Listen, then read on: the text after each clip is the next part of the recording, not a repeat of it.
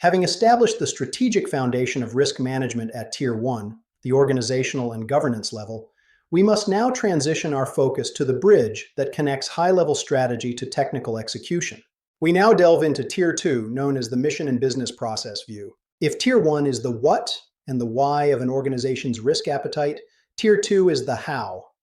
It addresses risk by designing, developing, and implementing the actual processes that support the core functions of the entity. At this level, the organization's mission goals guide the development of an enterprise architecture.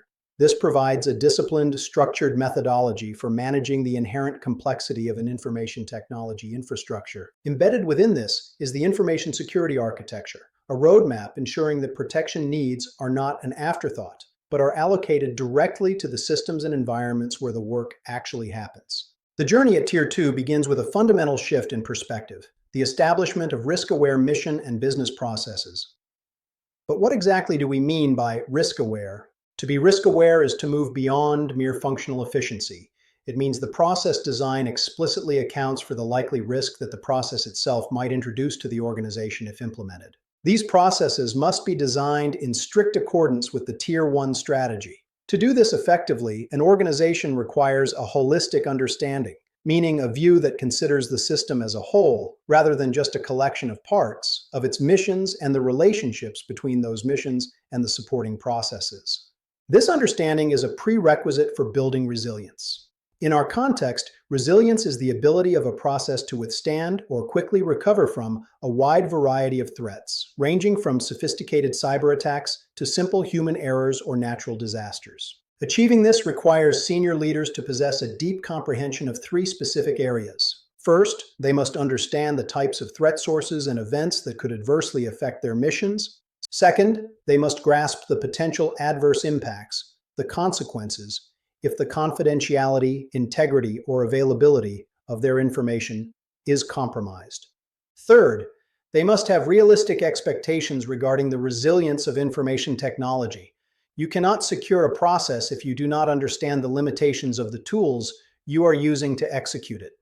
A critical output of this tier is the risk response strategy. This involves identifying specific protection needs and allocating them across the process. This might mean placing protections within the information systems themselves, within the operational environments, or even creating alternate execution paths so the mission can continue even if a primary system is compromised. Now let's talk about the primary tool used to manage this complexity, enterprise architecture, or EA. As organizations grow, their IT infrastructure becomes increasingly labyrinthine.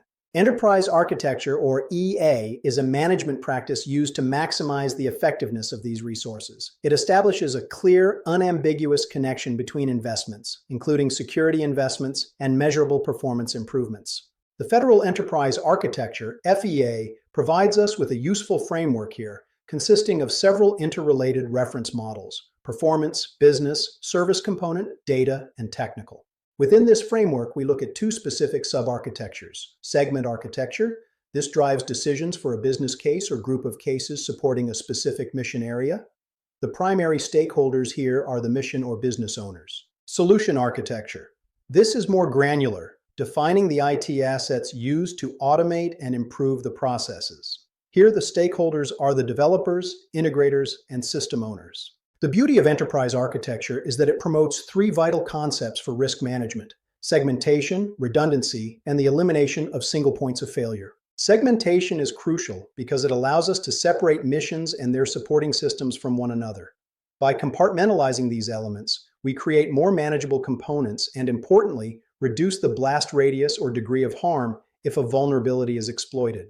Redundancy addresses the reality that the failure or degradation of a component is often inevitable.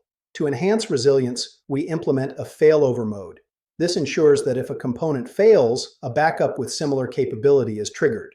This is essential when dealing with an advanced persistent threat, APT, where an organization may be forced to operate in a degraded mode while under active attack. Finally, EA helps us identify and eliminate single points of failure. By having visibility into the architectural design early in the development process, we can catch these vulnerabilities before they are propagated into the live environment, where their failure could result in catastrophic loss of mission capability. This brings us to the information security architecture, which is not a separate silo, but an integral part of the enterprise architecture. It represents the portion of the EA specifically addressing system resilience. Its primary purpose is to ensure that security requirements are achieved consistently and cost-effectively, following the Tier 1 strategy. The information security architecture provides a detailed roadmap for traceability. This means we can trace a line from the highest level strategic goals through specific mission protection needs down to the technical solutions provided by people, processes, and technology. In the solution architecture, these requirements manifest as security controls, management, operational, and technical safeguards. These controls are either built into the system or inherited from the environment. The allocation of these controls should always follow the principles of defense in depth and defense in breadth. To summarize our discussion on Tier 2, we address risk by linking segment architecture to strategic goals and missions, identifying where risk response is critical to success, defining architectural level security requirements, translating those requirements into specific security controls, and most importantly, documenting every risk management decision made at every level of the architecture.